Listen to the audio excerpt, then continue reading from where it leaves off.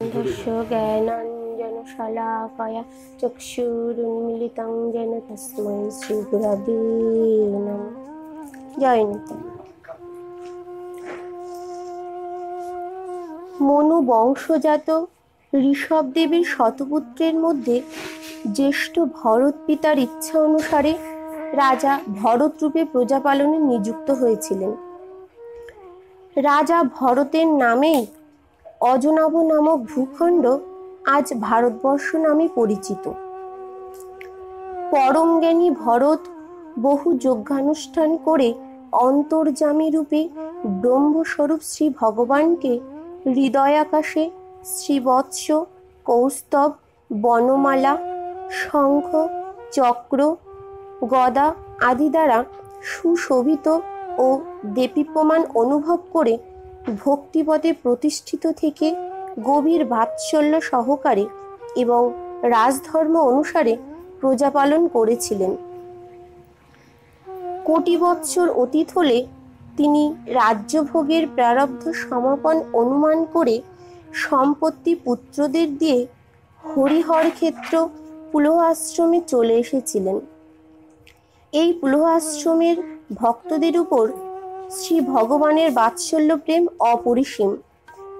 তারা আজও তাকে ইষ্টজ্ঞান করে থাকেন। সেইখানে উপরে ও নিচে চক্রাকার নাভিচিহ্ন শালগ্রাম শিলা বহনকারী চক্র নদী ঋষিদের আশ্রমকে সর্বরূপে পবিত্র করে রাখে। এই পুলহ আশ্রমের উপবনে একান্তে বাস করে তিনি বহু রকমের পত্র, পুষ্প, তুলসী, জল, কন্দ, মূল ও ফল সহযোগে শ্রী ভগবানের আরাধনায় নিত্যযুক্ত থাকতেন।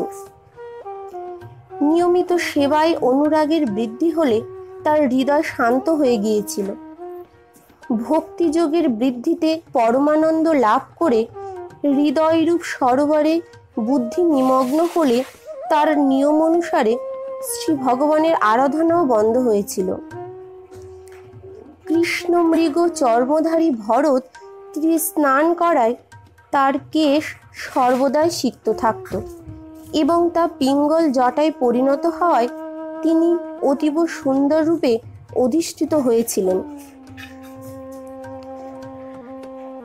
একবার মহারাজ ভরত স্নান শৌচাদি ও নিত্যকর্ম সম্পাদন করে গণ্ডকী নদীতে প্রণব মন্ত্র জপ করছিলেন। এমন সময়ে এক তৃষ্ণার্ত হরিণ একাকী তৃষ্ণা নিবারণে নদীতে এসেছিল। আচমকা সিংহের গর্জন শুনে সেই হরিণ নদী পার হবার জন্য লাফ দিয়েছিল। হরিণটি ছিল গর্ভবতী। সিংহের গর্জনে ভীত হরিণটি প্রসব করে ফেলল আর নিজে জলস্রোতে পাহাড়ের গুহায় গিয়ে প্রাণ হারালো। রাজর্ষি দেখলেন যে সেই মাতৃহারা হতভাগ্য হরিণ শাবক একাকী নদীর স্রোতে ভেসে যাচ্ছে। রাজর্ষি ভরতের মৃগশাবকের উপর দয়া হলো। তিনি তাকে জল থেকে তুলে আশ্রমে নিয়ে এলেন। মৃগশাবকের উপর তার মমতা দিনে দিনে বর্ধিত হতে লাগলো আর তিনি হরিণ শাবকের দেখাশোনাতেই নিত্যযুক্ত থাকতে লাগলেন। তার তপস্যায় বাধা পড়ল। তিনি নিয়ম, যম ও নিত্য ভগবত পূজা সকলই ধীরে ধীরে ব্যাহত হতে লাগলো। তার মৃগশাবকের উপর আসক্তি এত বেড়ে গেল যে তিনি শয়নে, স্বপনে, জাগরণে মৃত শিশুর কথাই চিন্তা করতে লাগলেন। যে ধর্মানুষ্ঠান ও ভগবত সেবার জন্য তিনি তার পুত্রদের পর্যন্ত ত্যাগ করেছিলেন, মৃগ শিশুর প্রতি মোহমায়ার ফলে তাতে বাধার সৃষ্টি হলো। মৃগ শিশুটি তার জপ ধ্যানের কেন্দ্রবিন্দু হয়ে দাঁড়ালো। এমন সময়ে অপ্রতিহত কাল উপস্থিত হলো এবং মৃগের উপর আসক্ত অবস্থাতেই তার দেহত্যাগ হলো। তদন্তর মৃত্যুকালীন ভাবনা অনুসারে দেহান্তরে তিনি মৃগ শরীর ধারণ করলেন, কিন্তু তার সাধনা পরিপূর্ণ ছিল, তাই তার পূর্বজন্মের স্মৃতি নষ্ট হলো না। পূর্বজন্মের ভগবত আরাধনার প্রভাবে মৃগদেহ ধারণ করবার কারণ উপলব্ধি করে তিনি শোকাকুল হয়ে বিলাপ করতে লাগলেন। তার মনে বৈরাগ্যের উদয় হলো। তিনি জন্মভূমি কালঞ্জর পর্বত থেকে শান্ত স্বভাব মুনিদের প্রিয় শালগ্রাম তীর্থে পুলস্ত ও পুলহরিষির আশ্রমে চলে এলেন। মৃগজনী প্রাপ্তিরূপ প্রারব্ধের অবসানের জন্য তিনি প্রতীক্ষা করতে থাকলেন। অবশেষে একদিন গণ্ডকী নদীতে অর্ধ নিমজ্জিত অবস্থায় তার দেহত্যাগ হল। এইবার আঙ্গিরস গোত্রের আনন্দময় সর্বগুণ সম্পন্ন ব্রাহ্মণের ঘরে তার জন্ম হল। ব্রাহ্মণের দ্বিতীয় পত্নীর যমজ পুত্র ও কন্যার মধ্যে পুত্ররূপে পরম ভাগবত রাজর্ষি ভরতের আগমন হল। শ্রী ভগবানের কৃপায় এই জন্মেও তার পূর্বজন্ম সকলের কথা মনে ছিল। এইবার তিনি সাবধান হয়ে রইলেন। বাধাবিঘ্ন দূরে রাখতে তিনি নিজেকে আত্মীয় স্বজন থেকেও দূরে রাখতে লাগলেন।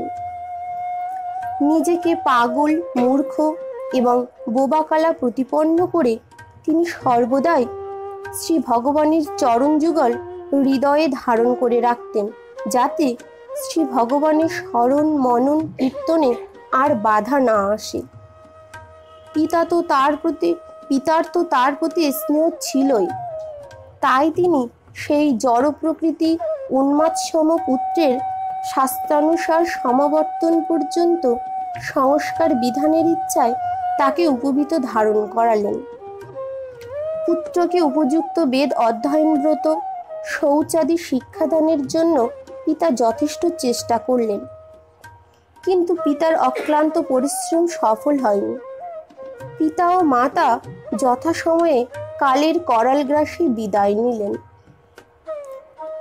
ভরতের বৈমাত্রীয় ভ্রাতাগণ কর্মকাণ্ডকেই প্রাধান্য দিয়ে আত্মবিদ্যায় অজ্ঞান ছিলেন, তাই তারা ভরতের মাহাত্ম্য সম্বন্ধে অন্ধকারে ছিলেন।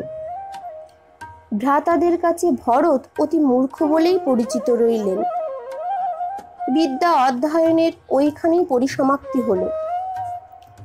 মান অপমান জ্ঞানরহিত ভরতকে লোকেরা জড়, মূর্খ বা বধির বলতে লাগলো। তিনি বিনা প্রতিবাদে কটু কথা সহ্য করে যেতেন। বেগার অল্প মজুরি অথবা কারো অনুগ্রহ সাপেক্ষে যৎকিঞ্চিত আহার যা জুটত তাতেই তিনি সন্তুষ্ট থাকতেন। তিনি অহেতুকভাবেই স্বয়ংসিদ্ধ চিদানন্দরূপ আত্মজ্ঞান লাভ করেছিলেন বলে শীতোষ্ণাদি দ্বন্দ্ব তাকে কখনো স্পর্শ করত না, আর সেই কারণে তার দেহ অভিমানও জাগত না। তিনি শীত, গ্রীষ্ম, বর্ষা, ঝড় উপেক্ষা করে কটি বস্ত্রমাত্র পরিধান করে অনাবৃত দেহে মাটিতে পড়ে থাকতেন। তৈল স্নানের সঙ্গে সম্পর্ক না থাকায় তার মলিন দেহে ব্রহ্মতেজ মৃত্তিকা আচ্ছাদিত হীরের মতন আচ্ছাদিত থাকত। ব্রাহ্মণদের কলঙ্ক, অধম আদি তিরস্কার অগ্রাহ্য করে তিনি স্বচ্ছন্দে বিচরণ করতে লাগলেন। এই সময় তিনি ভ্রাতাগণ কর্তৃক জমির আল রক্ষণাবেক্ষণেও নিযুক্ত হলেন। বিনিময়ে ভ্রাতাগণ তাকে ভুসি, চাউলের খুদ ইত্যাদি মানুষের অখাদ্য বস্তু খেতে দিত। এই সময়ে তিনি শূদ্র বংশীয় এক ডাকাত সর্দারের হাতে পড়েন। সন্তান কামনায় সেই ডাকাত সর্দার দেবী ভদ্রকালীর কাছে নরবলি দেওয়ার মানত করেছিল। ডাকাত দল জড়ভরতকে আলের উপর প্রহরার কার্যে নিযুক্ত দেখে তাকে দড়ি দিয়ে বেঁধে মাতা চণ্ডিকার মন্দিরে নিয়ে গেল। নরবলির পূর্বে জড়ভরতের কপালে স্নান, নবীন বস্ত্র ও উত্তম আহার জুটল। অতঃপর তাকে বলিদানের জন্য দেবী ভদ্রকালীর সম্মুখে আনা হলো। এইভাবে ডাকাত দল শ্রী ভগবানের অংশজাত ব্রাহ্মণ সাধু ব্যক্তিকে হত্যা করতে উদ্যত হলো। দেবী ভগবতী এই কার্য অনুমোদন করলেন না। তার দেহ থেকে ব্রহ্মতেজ নির্গত হল। তিনি সশরীরে ঘটনাস্থলে আবির্ভূত হলেন। দেবীর বর অভয়কর সেই খড়গই ধারণ করল, যা কিছুক্ষণ পূর্বে জড়ভরতকে হত্যা করতে উদ্যত হয়েছিল। দেবী ভদ্রকালী করাল বদনা, রক্তবর্ণ লোচনা ভয়ঙ্করী রূপে 6 ডাকাতের মুণ্ডচ্ছেদ করলেন আর মহাপুরুষ ব্রহ্মনিষ্ঠ জড়ভরতকে রক্ষা করলেন। অতঃপর দেবী ভদ্রকালীর মন্দিরে বলিদান বন্ধ হলো আর তিনি বৈষ্ণব দেবী নামে পূজিতা হতে লাগলেন। অতঃপর একদিন ব্রাহ্মণ জড়ভরত যখন ইক্ষুমতী নদীর তীরে উপবিষ্ট, তখন সৌবীর দেশের রাজা রঘুগণ পালকি সহযোগে গমন করছিলেন। হৃষ্টপুষ্ট শক্তিশালী যুবক জড়ভরতকে দেখে রাজা রঘুগণ তাকে অন্য বাহকদের সঙ্গে যুক্ত করে পালকি বাহক রূপে নিযুক্ত করলেন। পালকি বহন করবার সময়ে দ্বিজবর সাবধান থাকলেন যাতে তার পদতলে অন্য কোনো প্রাণী পড়ে পিষ্ট না হয়ে যায়। অতএব অন্যান্য বাহকদের সঙ্গে তাল রেখে চলা জড়ভরতের পক্ষে সম্ভব হচ্ছিল না। রাজা রঘুগণ পালকির অসমগতিতে অসন্তুষ্ট হলেন। জড়ভরতের কপালে জুটল শ্লেষ ও তিরস্কার। ক্লান্তি নাকি? অন্যরা সাহায্য করছে না? অপ্রতুল শক্তি, স্থূল জরাগ্রস্ত। কোনো উত্তর না দিয়ে জড়ভরত পালকি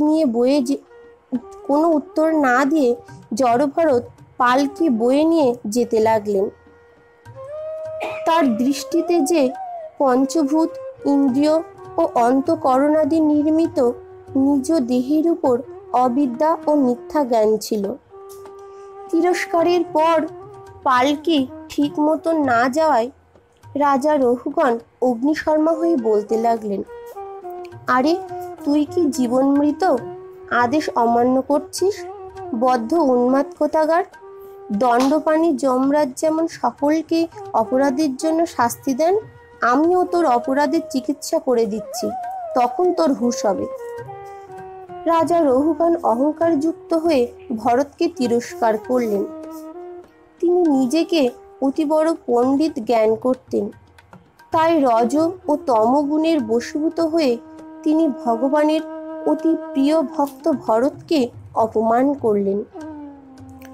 যোগেশ্বর কোটির মহাপুরুষগণের আচরণাদি সম্পর্কে তার কোনো ধারণাই ছিল না। রাজার অপরিণত বুদ্ধি দেখে ভরত মনে মনে হাসলেন।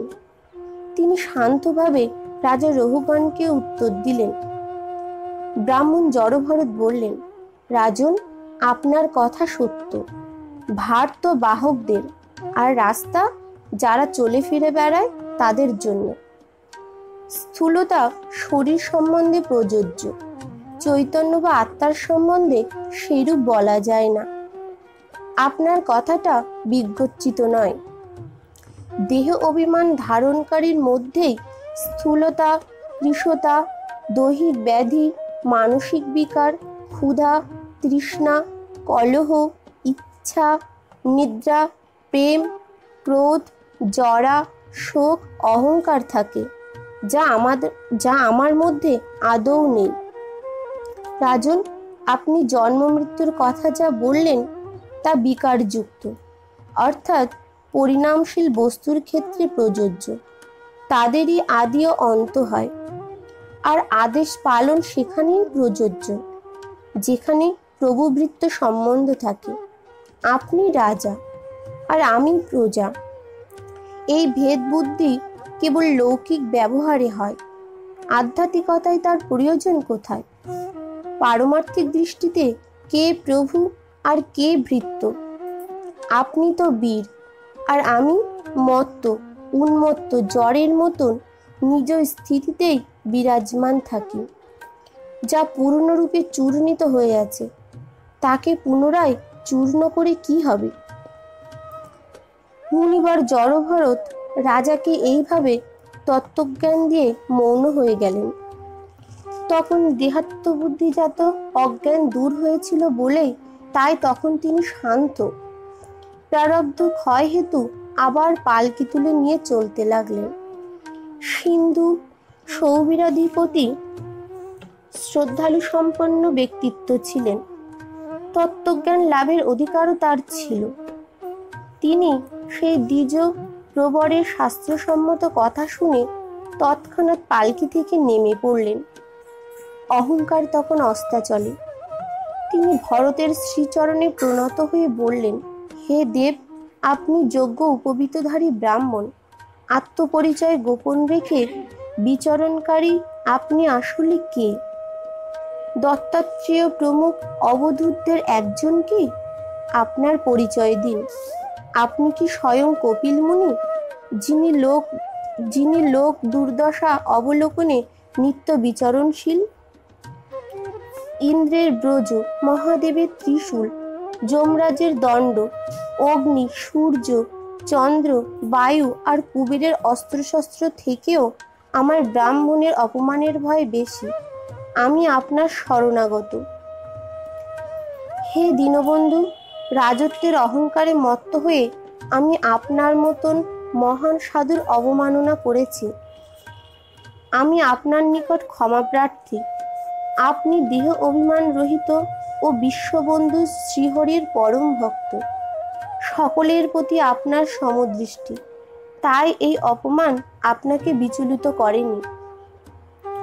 জড়ভরত তাকে উত্তর দিলেন, তত্ত্বজ্ঞানীগণ লৌকিক ব্যবহার, প্রভুভৃত্য সম্বন্ধ আদিকে তত্ত্ববিচারকালে সত্য মনে করেন না। মানুষের মন ত্রিগুণের বশীভূত, তাই মন মানুষকে জ্ঞানেন্দ্রিয় ও কর্মেন্দ্রিয় দ্বারা অপ্রতিরুদ্ধভাবে ভালো মন্দ কার্য সম্পাদন করাতেই থাকে। বিষয় আসক্ত মন মানুষকে সংসার চক্রে নিক্ষেপ করে, আর বিষয় আসক্তি ত্যাগে তাকে শান্তিময় মোক্ষের দিকে নিয়ে যায়। তাই আসক্তি ত্যাগই নিজ তত্ত্বে লীন করবার সর্বোৎকৃষ্ট উপায়। মনের সঙ্গে ক্ষেত্রজ্ঞের কোনো সম্বন্ধ নেই। ক্ষেত্রজ্ঞ পরমাত্মা হলেন সর্বব্যাপী ও জগতের আদি কারণ, পরিপূর্ণ, অপরোক্ষ, স্বয়ং প্রকাশ, জন্মরহিত, ব্রহ্মাদিরও প্রভু এবং নিজ অধীন মায়ার দ্বারা সকলের অন্তঃকরণে উপস্থিত থেকে জীবের পরিচালক ও বিশ্ব চরাচরের আশ্রয়স্থল ভগবান বাসুদেব স্বয়ং। তিনি সর্বসাক্ষী আত্মস্বরূপে এই বিশ্বে প্রবিষ্ট হয়ে তাকে নিয়ন্ত্রণ করে থাকেন।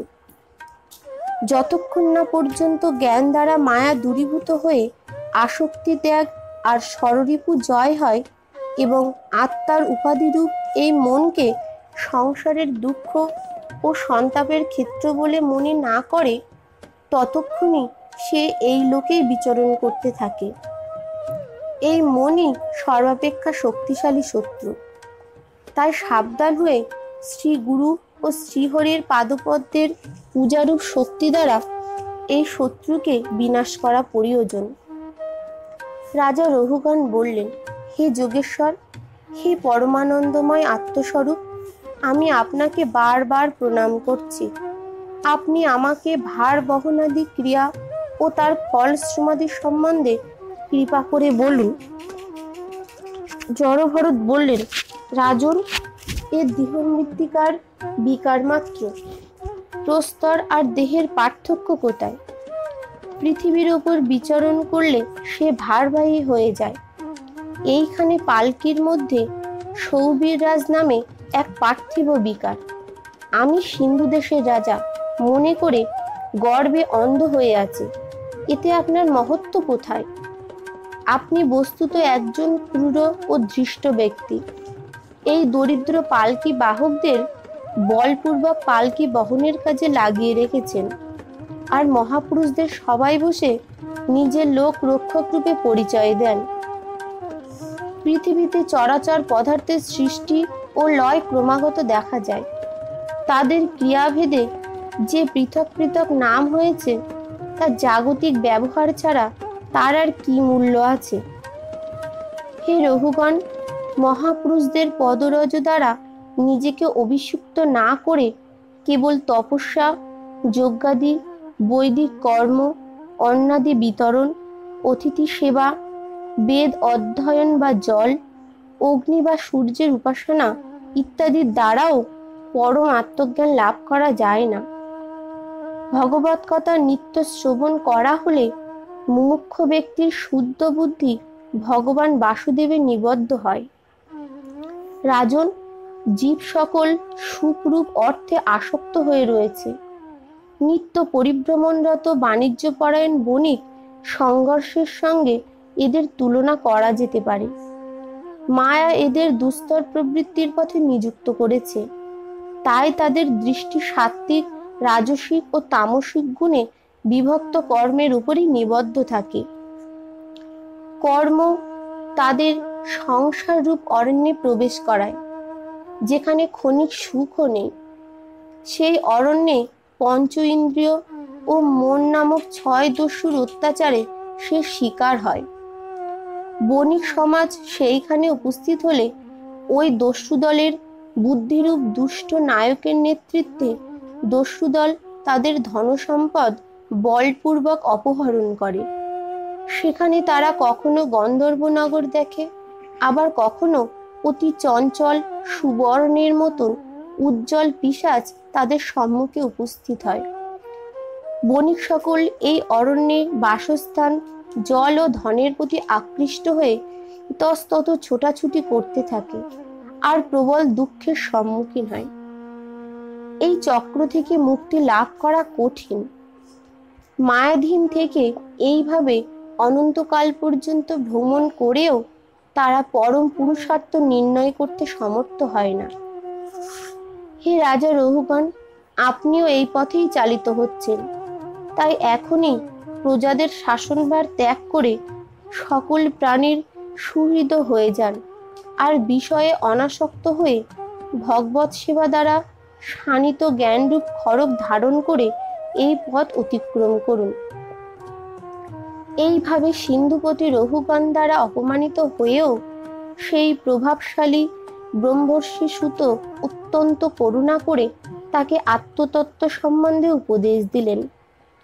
রাজা রঘুগণ অতি দিনহীন ভাবে তার শ্রী পাদপদ্ম বন্দনা করলেন। অতঃপর শ্রী ভরত নিস্তরঙ্গ সমুদ্র সম শান্ত ও নিবৃত্ত ইন্দ্রিয় হয়ে পৃথিবীতে বিচরণ করতে লাগলেন। শ্রী ভরতের সৎসঙ্গ হেতু পরম তত্ত্বজ্ঞান লাভ করে সৌবীর প্রতি রঘুগণ অবিদ্যাজনিত দেহাত্মবোধ পরিত্যাগ করলেন। জয় মাতা।